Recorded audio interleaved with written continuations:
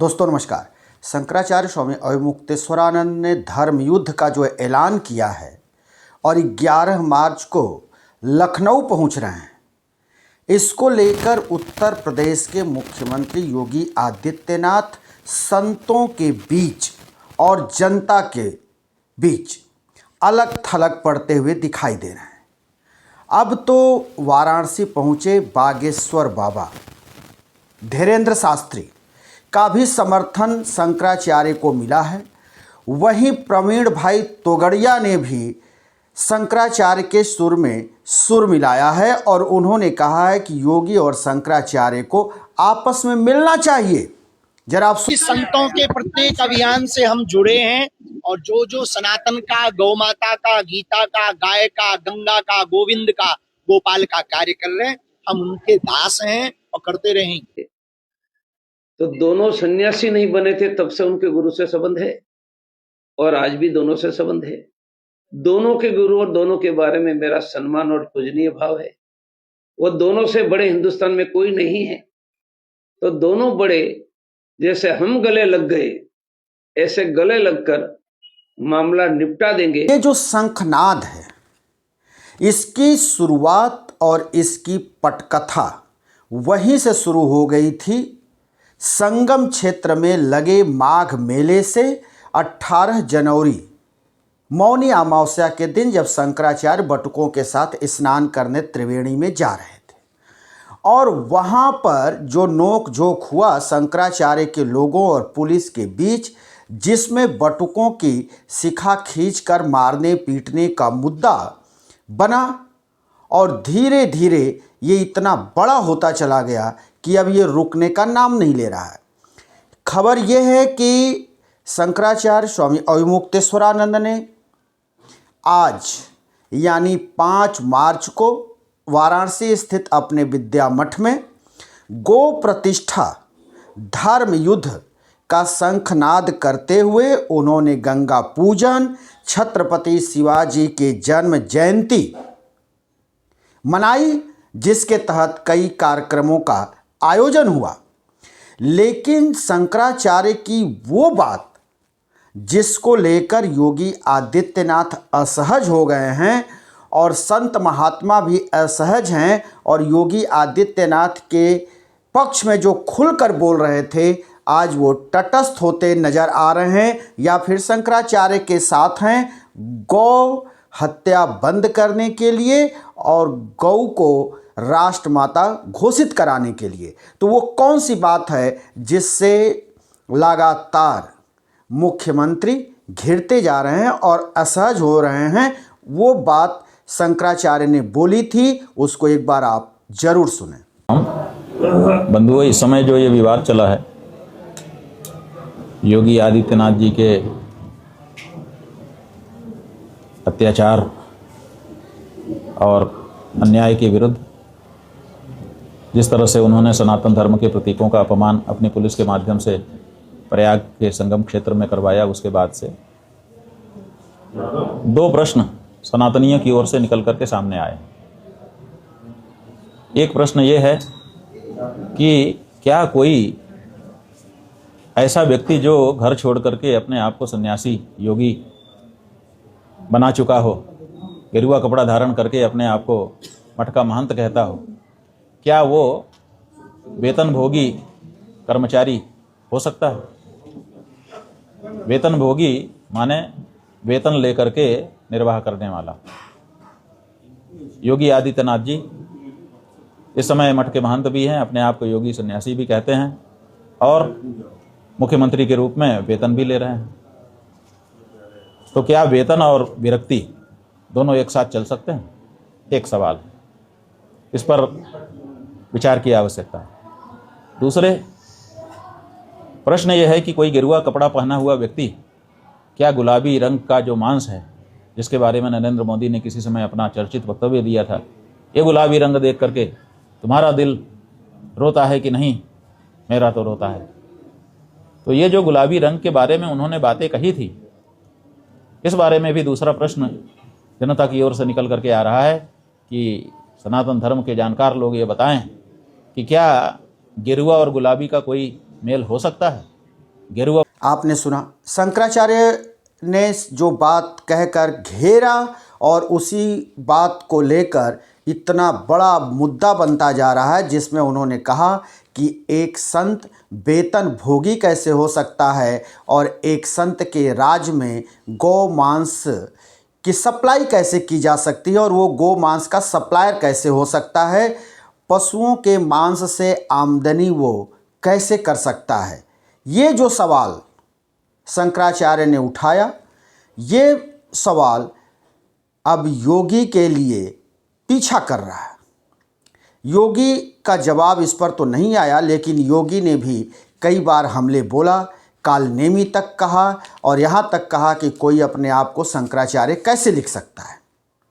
लेकिन जब ये धर्म युद्ध का ऐलान अपने विद्या मठ से शंकराचार्य स्वामी अभिमुक्तेश्वरानंद ने की, तो उन्होंने 40 दिन का समय दिया था मुख्यमंत्री योगी आदित्यनाथ को कि खुद को वो हिंदू साबित करें, खुद को सनातनी साबित करें और वो बताएं कि उनके राज्य में गो मांस की सप्लाई कैसे हो रही है और गाय को राज्य माता घोषित कर दिखाएं 40 दिन के अंदर। तो शंकराचार्य ने उनसे हिंदू होने का प्रमाण पत्र और 40 दिन के अंदर गाय को राज्य माता घोषित करने की मांग उन्होंने रख दी और उन्होंने कहा कि 40 दिन जब पूरे हो जाएंगे, अगर जवाब नहीं आएगा तो ये मान लिया जाएगा कि ये छद्म हिंदू हैं, ये गेरुआ वस्त्र के आड़ में कहीं न कहीं ये कालनेमी हैं और हिंदुओं को, सनातनियों को ठग रहे हैं। एक संत ये काम कैसे कर सकता है और एक संत 2-2 पदों पर कैसे रह सकता है। एक मठाधीश मुख्यमंत्री बनकर, यानी कि एक मठाधीश 24 घंटे के लिए मठाधीश होता है, तो एक मुख्यमंत्री भी 24 घंटे के लिए मुख्यमंत्री होता है। तो फिर 2-2 पद इनके पास कैसे रह सकते हैं। अगर ये मठाधीश हैं तो इनको मठाधीशी करनी चाहिए, अगर ये मुख्यमंत्री हैं तो इनको मुख्यमंत्री का काम करना चाहिए। ये दोनों एक साथ नहीं चल सकता। इस तरह से गेरुआ वस्त्र के आड़ में इस तरह का खेल नहीं चलने देंगे। और एक संत वेतन भोगी कैसे हो सकता है, ये बड़ा सवाल उन्होंने खड़ा कर दिया। अब इसको लेकर स्वामी अभिमुक्तेश्वरानंद हर 10वें दिन वो प्रेस कॉन्फ्रेंस करते रहे, योगी पर हमला बोलते रहे और वो बार बार कहते रहे कि योगी आज 10 दिन जब पूरे हुए थे तब भी उन्होंने कहा कि योगी आदित्यनाथ के तरफ से कोई ऐसे सबूत नहीं दिए गए हैं जिससे ये माना जाए कि वो हिंदू हैं या फिर संत हैं। 20 दिन जब पूरे हुए तो 21वें दिन उन्होंने किया था प्रेस कॉन्फ्रेंस, उसमें उन्होंने कहा कि गाय को राज्य माता घोषित करने के लिए अभी 20 दिन बाकी हैं और घोषित करके दिखाएं, अन्यथा हम लखनऊ कूच करेंगे 20वें दिन। लेकिन इसी के बीच शंकराचार्य के ऊपर गंभीर आरोप लग गए आशुतोष ब्रह्मचारी के तरफ से। उनके ऊपर पॉक्सो एक्ट के तहत मुकदमा दर्ज हो गया, पॉक्सो एक्ट के तहत, जिसमें कि उनके ऊपर गंभीर आरोप लगे। इस मामले को लेकर स्वामी अभिमुक्तेश्वरानंद अग्रिम जमानत के लिए पहुंचे high court, Allahabad high court ने उनकी गिरफ्तारी पर रोक लगा दी। जांच के लिए कहा कि जांच हो सकती है, पूछताछ की जा सकती है, पुलिस कर सकती है।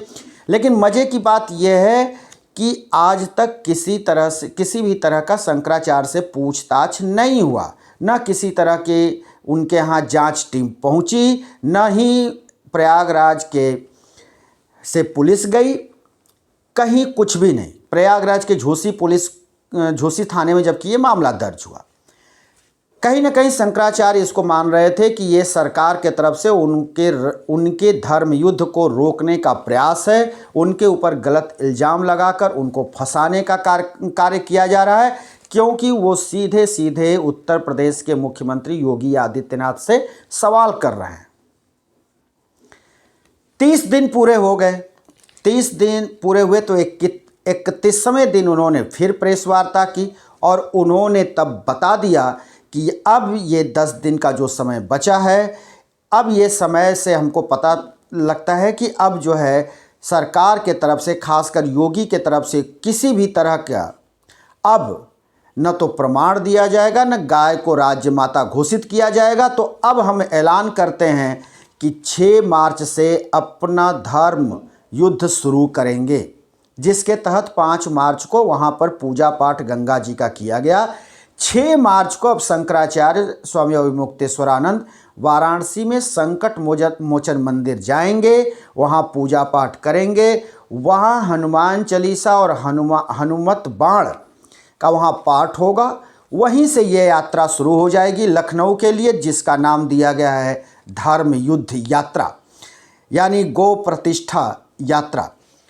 अब इस यात्रा के बारे में जो बताया गया है शंकराचार्य के तरफ से, ये कहा गया है कि ये यात्रा जगह जगह जनसभा में परिवर्तित होती रहेगी और इसी क्रम में 3 दिन क्या, ये मतलब 6 या 7 तारीख को जब यात्रा निकलेगी तो 3-4 दिन तक ये रास्ते में जगह जगह जनसभाएं होंगी। एक दिन में 3-4 जनसभाएं होंगी, जनता के बीच वो जाएंगे और वहाँ से समर्थन लेते हुए ये पड़ाव पूरा होगा लखनऊ जाकर। और लखनऊ में एक बड़ा आयोजन होने वाला है, जिसमें ये माना जा रहा है कि स्वामी अविमुक्तेश्वरानंद और उनके मंच पर जो अतिथि होंगे या जो भी साधु संत होंगे, वो निश्चित तौर पर उत्तर प्रदेश के मुख्यमंत्री को टारगेट करेंगे और उनके ऊपर सीधा वो हमला बोलेंगे।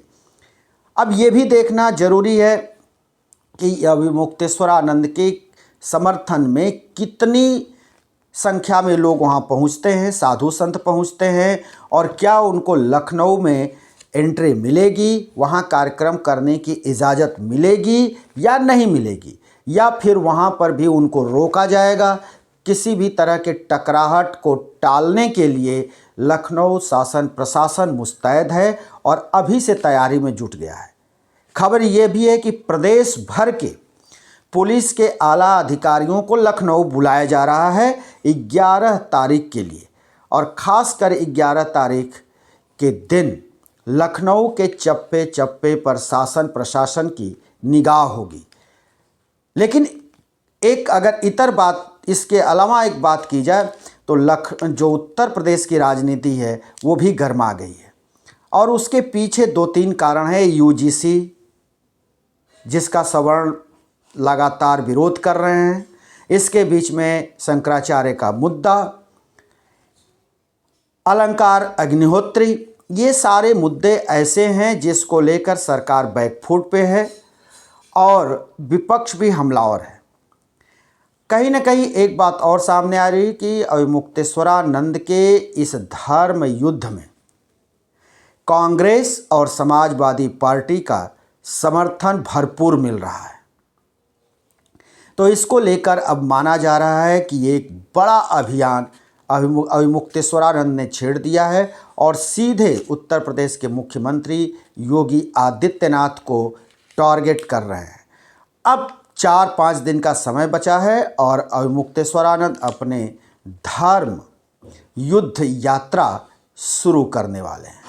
दोस्तों, इस धर्म युद्ध यात्रा पर रहेगी निगाह, उसकी क्या अपडेट होंगे, क्या बातें होंगी, उसको भी हम लेकर के आपके सामने हाजिर होंगे। तब तक के लिए शिवमूर्ति दुबे को दीजिए इजाज़त।